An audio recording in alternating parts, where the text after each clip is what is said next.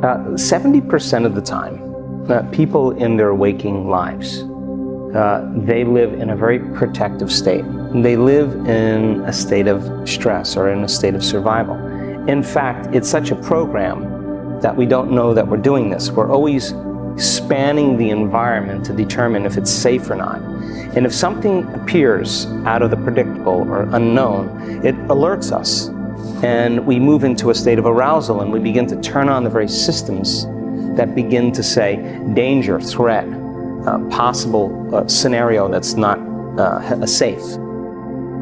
And when that happens, we literally begin to anticipate an outcome. And when we do that, we're always preparing for what could go wrong.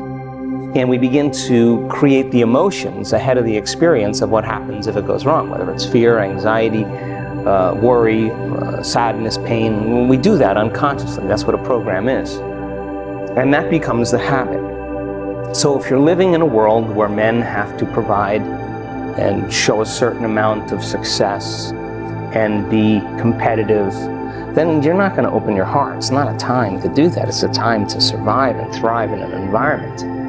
And yet, in our work, I see men that if they practice opening their hearts, and it's just being a child again, being a boy again, being curious, being wondering, being free, allowing yourself to let go. And for men, we have to lay down the very thing we used our whole life to get what we want, for something greater to occur. Now, the side effect of that, when men truly do this, I've seen them instantaneously heal from things, from serious heart conditions where they couldn't take more than 40 steps without having an angina reaction, severe chest pain, to stage 4 cancer. The house of cards, when it falls, energy moves into a different place and the body begins to release 13 or 1400 different chemicals that begin to restore and repair the body. So to the intellectual mind, if a man begins to understand that when they open their heart, they could heal.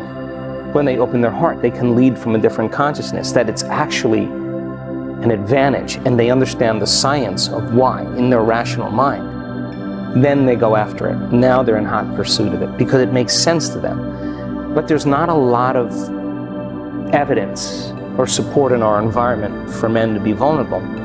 And yet the latest research shows that vulnerability is one of the 5 top qualities for a great leader.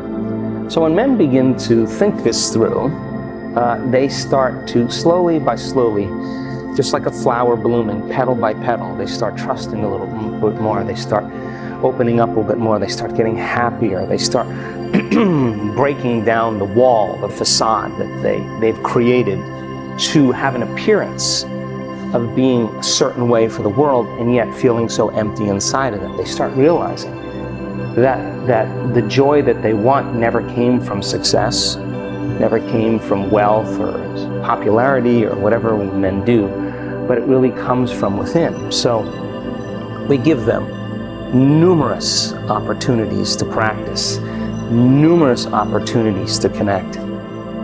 And the heart opens also when you care for another person, when you care for other people, when you give, when you experience gratitude.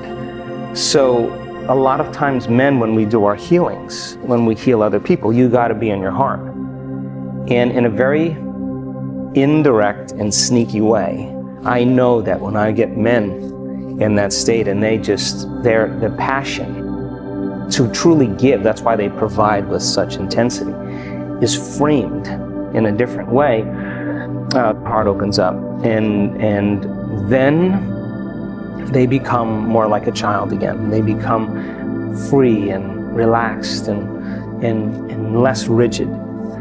So it goes against the program, and it just requires a little bit of knowledge, a greater understanding, me pushing them to that point where they start really going for it, and then setting up enough experiences for them to have it. Now, by the same means, you look at a person that could be a female that was abused as a child.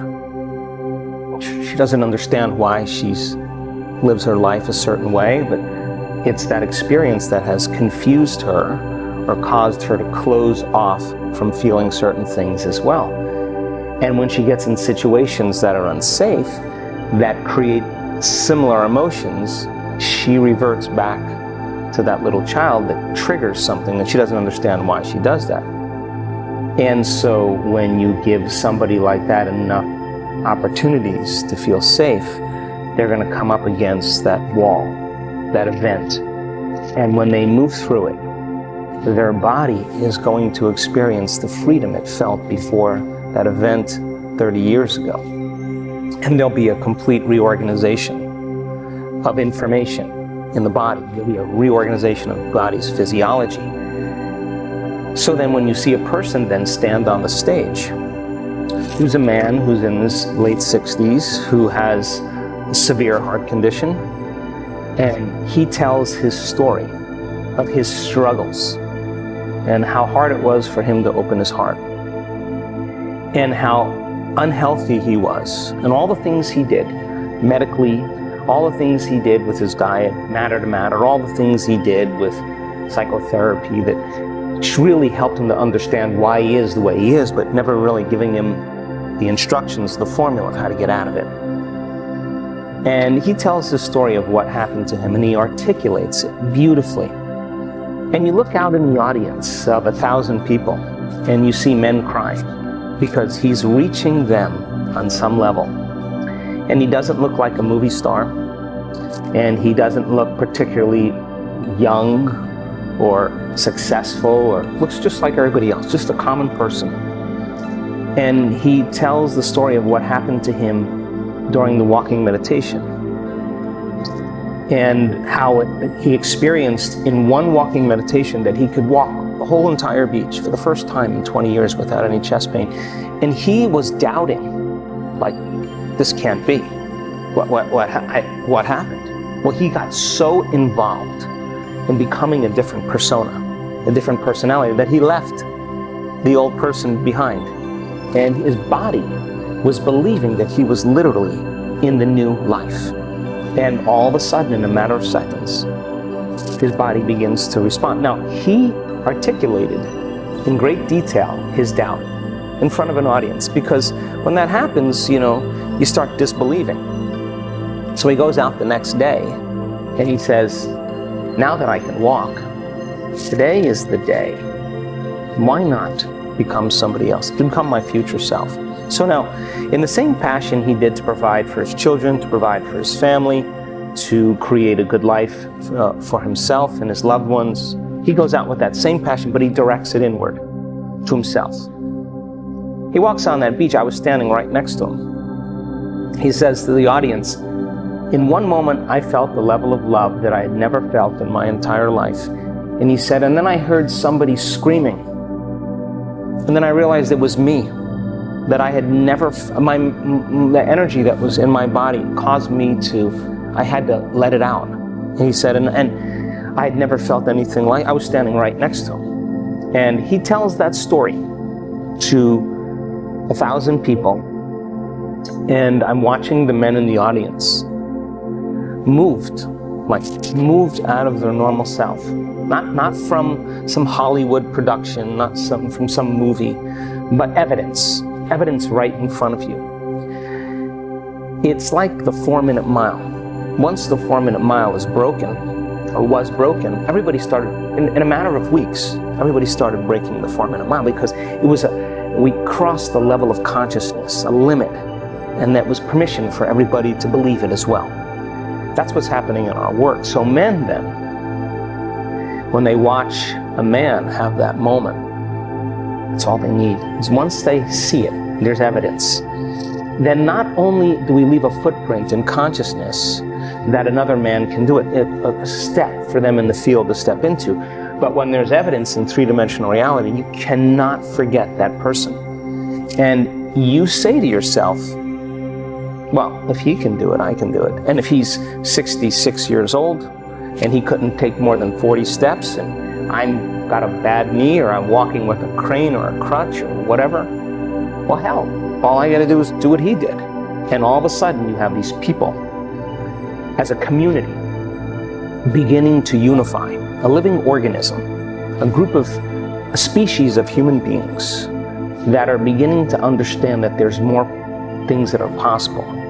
And all of a sudden it becomes a collective consciousness, and then the miracles keep happening. So all we need is that one person in the beginning. And when they tell their story in humility and in grace and in simplicity, in curiosity, it gives people permission to begin to step out. And so I'm so proud of our community. I'm so proud of our culture, because we have men now that know how to open their hearts, and they can lead with an open heart.